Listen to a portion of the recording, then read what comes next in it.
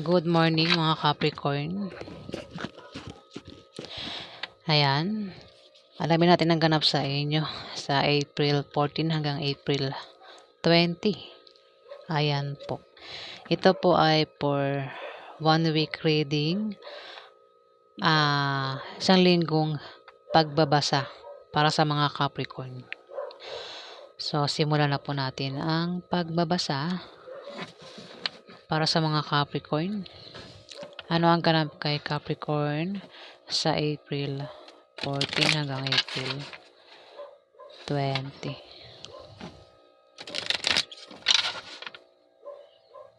Ganap kay Capricorn.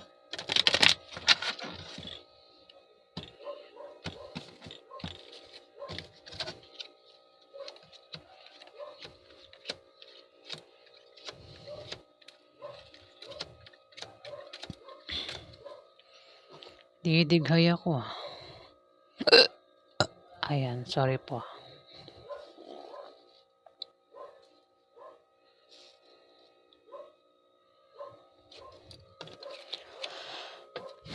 Capricorn, ikaw ay makakatanggap ng pera o may darating sa iyo na hindi mo inaasahang pera, Capricorn, na manggagaling sa kamag-anak mo. Ayan, o kung kanino pa yung galing. Pwede rin ang meaning nito ay maaari kang yumaman, Capricorn. Kung hindi naman ay kung may negosyo ka, Capricorn, yan negosyo mo ay uunlad o lalago sa April 14 hanggang April 20. Capricorn, alin ba dyan sa tatlong yan ang meaning na yan ang pwede maganap sa iyo, Capricorn?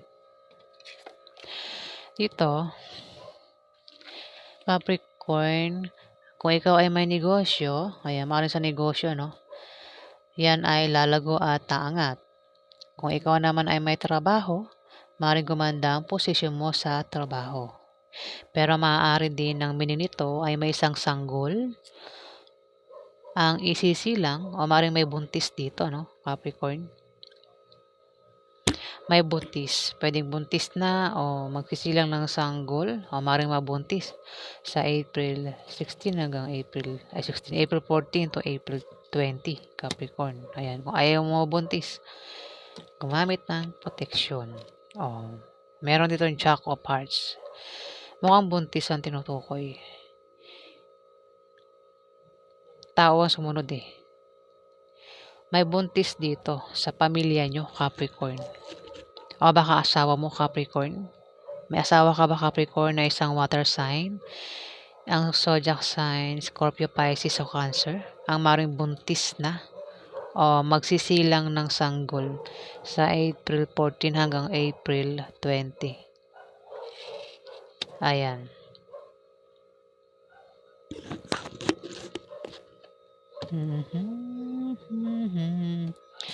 Dito, may pagbabago sa financial status mo, Capricorn. Ayan, sa kaperahan. Kung ikaw ay may trabaho, Capricorn, maaari kang ma-promote o dagdagan niyang sahod mo. Kung ikaw naman ay may negosyo, Capricorn, yung negosyo mo ay biglang lalago. Kung tataya ka naman sa loto na pang raffle games, ay maaari kang manalo. Pwede rin na pamanahan ka ng kamag-anak mo, Capricorn. Ayan. Sumunod ang Jack of Diamond. Maaaring ikaw ito. Kino-confirm niya na sa'yo ito tatama, Capricorn. Maaaring isa kang Capricorn na kabataan. Ayan. Ito ay pwedeng babae o lalaki ang gender. Ito ay naka-uniform. Pumapasok araw-araw na naka-uniform. Maaaring ito ay may trabaho, ano? Ayan. Pumapasok siya na naka-uniform. Pwedeng ito ay nurse, teacher, police, security guard, o estudyante na kabataan. Ayan, maaaring siya ang tinutukoy. Pwedeng ikaw nga yan, Capricorn. Isa kang Capricorn na kabataan. Dito, kung may magpapayo sa'yo, Capricorn, huwag mo na lang gawin na tanggapin dahil hindi magbubunga ng maganda. Dahil yan sa attitude mo sa trabaho mo, ang style ng pamumuhay mo, at ang maling paniniwala mo na salungat sa direksyon ng tagumpay, Capricorn. Ayan.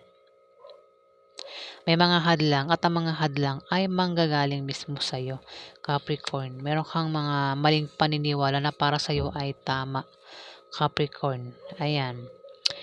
Lumabas ang King of Diamond. Ito naman ay isang Capricorn na may edad. Ang maaaring tinutukoy ng Seven of Spades. Maaaring ikaw din ito, pero ito naman ay itatama sa isang Capricorn na may edad na. Ito, kabataan. Ayan, Capricorn. Ito naman may edad. Ayan. O maaaring siya ang magpayo sa'yo kung ikaw yung tinutukoy. Maaaring isang Capricorn o Taurus ang zodiac sign. Ayan. Dito, po tao. Meron ditong Queen of Hearts, isang water sign, Scorpio, Pisces o Cancer. Ayan. Pwedeng ito ay nanay mo, ate mo, ante mo, boss mo, babae, kung sino pa ito. Capricorn. Ito naman, King of Diamond, pwedeng ikaw ito. Ito ay father figure, tatay, ganyan. Boss, uncle mo, ayan.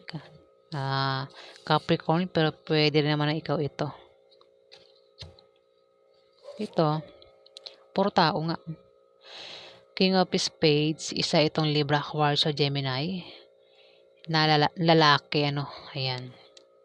Ito malayo naman ang loob dito sa malayo ang loob dito sa iyo. Ayan, nabubulol na naman ako. Sorry po. Ayan. Puro tao, Tatlo. Dito, Capricorn, may pagbabagong mangyayari sa iyo. O may malalaman kang balita na patungkol sa pera. Maaaring makaisip ka ng pagkakakitaan na lalago. Ayan, kung nagbabalak ka magtayo ng negosyo, Capricorn, magtatagumpay ka. Ganon din sa trabaho mo. Kailangan wala magsipag para tuloy ang pagpasok ng swerte. Sumunod dito. Maaring itong tatlong ito, maaring ikaw, Capricorn, ikaw at isang water sign, zodiac sign, Scorpio, Pisces o Cancer, at isang Libra, Aquarius o Gemini ay nagbabalak magtayo ng negosyo sa April 14 hanggang April 20. Capricorn. Ayan. Maaaring nagbabalak kayo magtayo ng negosyo. Maaaring ito ay mga ka-business deal mo. Tama ba, Capricorn?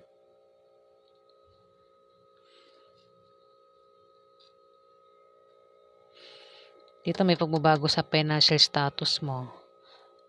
Dito maaari ka makatanggap ng pera. Maaari yung matanggap mong pera, itatayo mo ng negosyo. Tatlo kayo dito, Capricorn. Ayan, ang ganap sa inyo, Capricorn. Alamin pa natin ang ganap kay Capricorn.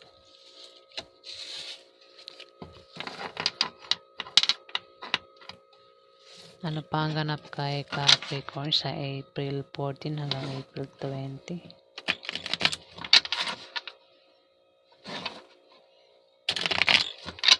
Ganap kay Capricorn.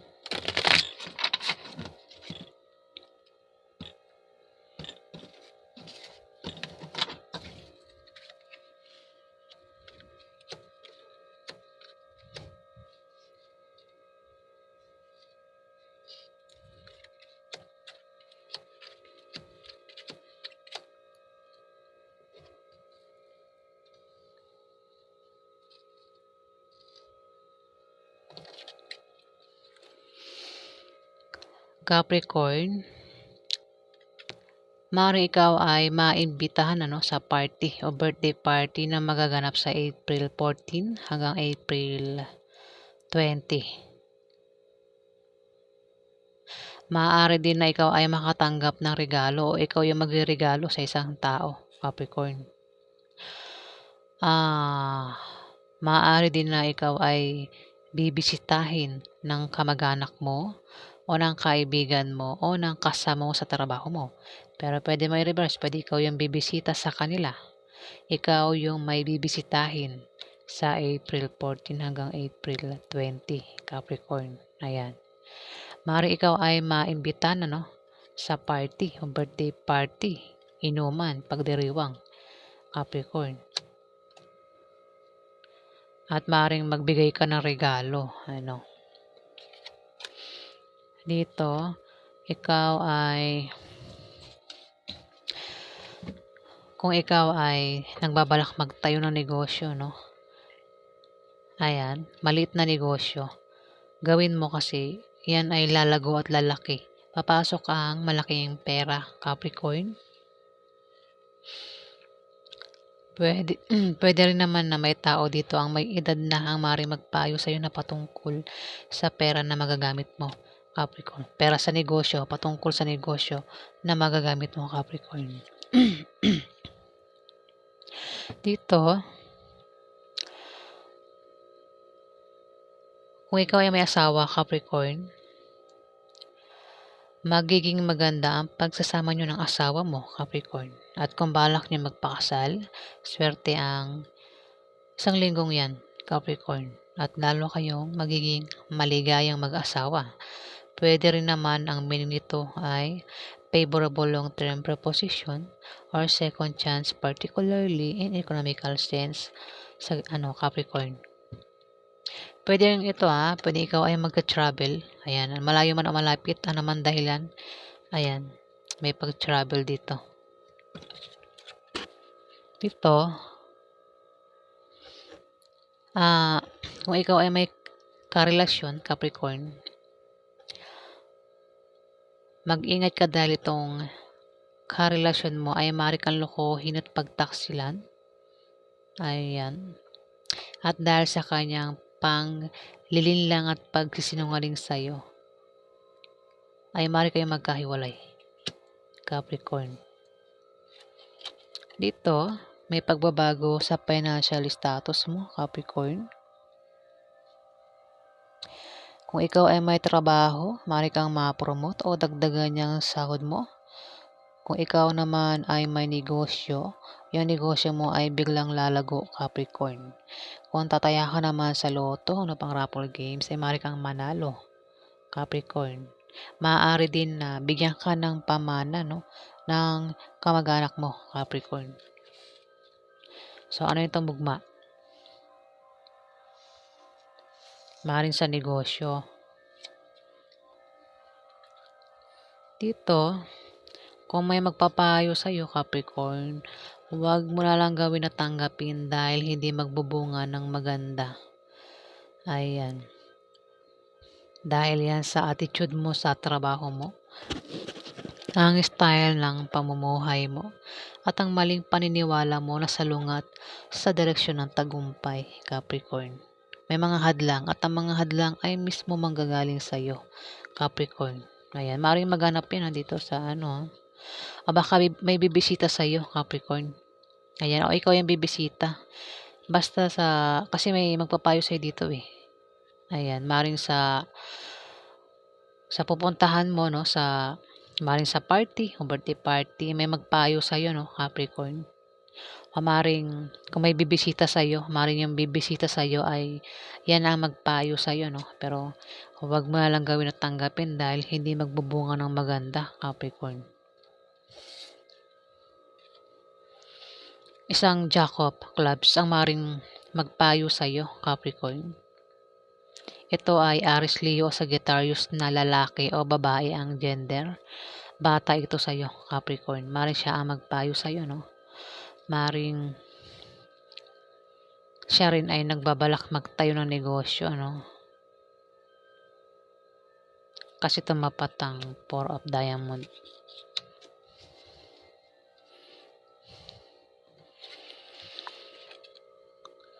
Dito, ayan, naantok na po ako. Okay. Capricorn, kung may negosyo ka, yung negosyo mo ay lalago sa April 14 hanggang April 20. Ikaw ay siswertehin sa pera. Mari kang magkapera dahil may magbibigay sa iyo, Capricorn. Maring asawa mo, o baka ikaw yung magbibigay sa asawa mo, Capricorn. Pwede mo, sabi ko nga, pwede mo i-reverse. Pwede ikaw yung bibigyan o ikaw yung magbibigay. Three of Clubs, maring asawa ito, no? Baka ikaw yung magbigay sa asawa mo o ikaw yung bibigyan ng asawa mo, Capricorn. Pwede rin naman na yung perang yan ay manggagaling sa negosyo mo kung may negosyo ka, Capricorn. Ayan. At sa iyong pagbabiyahe, may pagbiyahe ka dito. Ayan. Ikaw ay babiyahe at maaring may makilala ka ng mga bagong kaibigan o lalaki magugustuhan mo, Capricorn. Pero maaari din na siya ang tinutukoy ng Ten of Clubs, isang water sign, King of Hearts. Ito ay water sign na zodiac sign, Scorpio, Pisces o Cancer na lalaki. Tumapat ang Two of Spades. Capricorn, maaaring siya ang karelasyon mo.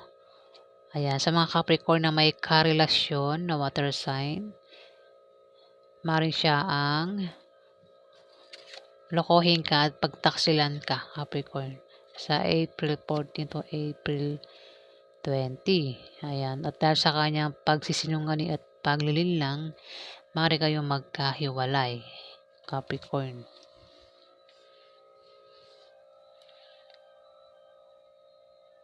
Ayan, maaaring maganap yan sa pagbabiyahe niya. O, maaaring makilala niya yan diyan sa kung saan man siya pupunta, no? Kasi may pagbiyahe siya rito sa April 14 to April 20, Capricorn.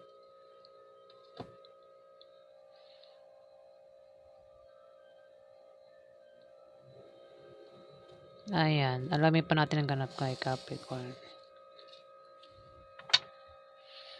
Ano pa ang ganap kay Capricorn sa April 14 hanggang April 20?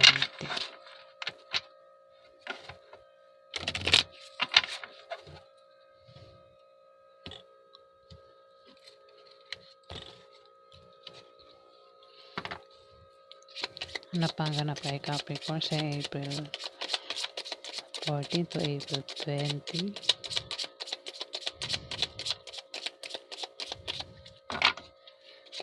Ano pa ang ganap kay Capricorn?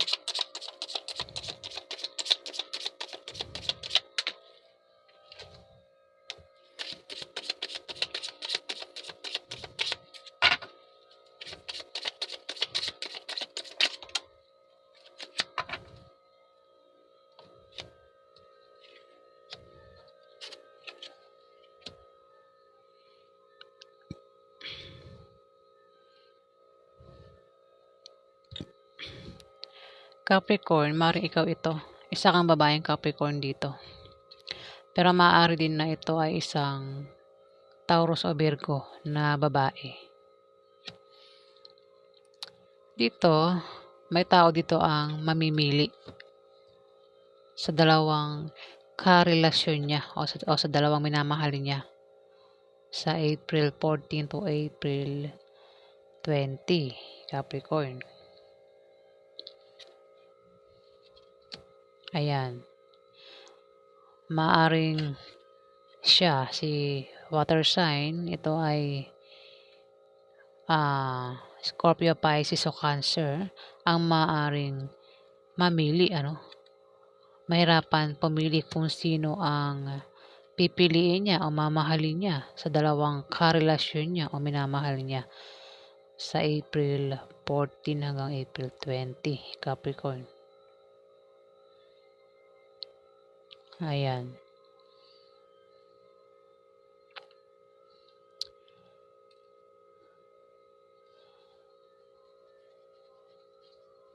So, ayan po ang ganap kay Capricorn. Ayan, sa April 40 to April 20. Ayan po, maraming salamat po sa mga nag-like, nag-comment at nag-subscribe.